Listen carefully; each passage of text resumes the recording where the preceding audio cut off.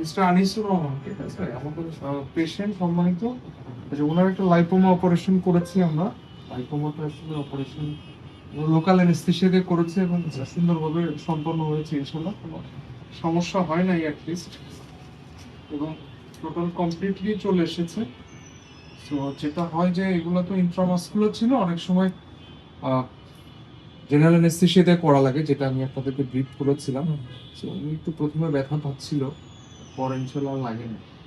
So আমরা ওই যে অ্যানেস্থেসিয়া দিয়ে করতে পেরেছি। এটা মাসেলের ভেতর ছিল, নরমালি আমাদের চামড়ার নিচে থাকে এটা ইউজুয়ালি, ওনারটা আসলে মাসেলের নিচে, দ্যাটস ওয়াই আমাদের আসলে একটু সময় লেগেছে। এবং এটা দেখেন কত বড়, ওই যে আমাদের আসলে যেটা হয় কোরবানির সময় যে চর্বির ধোঁয়া, এখন ব্যাপারটা ওরকম, এটা জমা বেঁধে তৈরি হয় আর কি। এছাড়া কিছু না।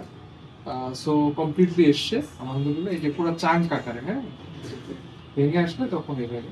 তো উনিও আসলে আমাদের কোঅপারেট করেছে, আমরাও পেরেছি, এবং এর ফলে খরচের বিষয় একটা হ্রাস হয়েছে। না হলে দেখা যায় ওনার একটা সিডেশন অর্জন করা লাগতো, হসপিটাল স্টে করা লাগতো, আবার যাওয়া লাগতো। সো সেটা আসলে অ্যাভয়েড করা গেছে।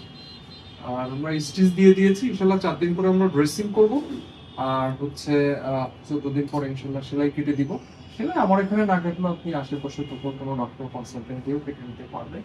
ইফ ইউ ওয়ান্ট, যদি চান যে ড্রেসিং অন্য কারো দিয়ে করবেন, সেটাও কোনো প্রবলেম নেই, ঠিক আছে।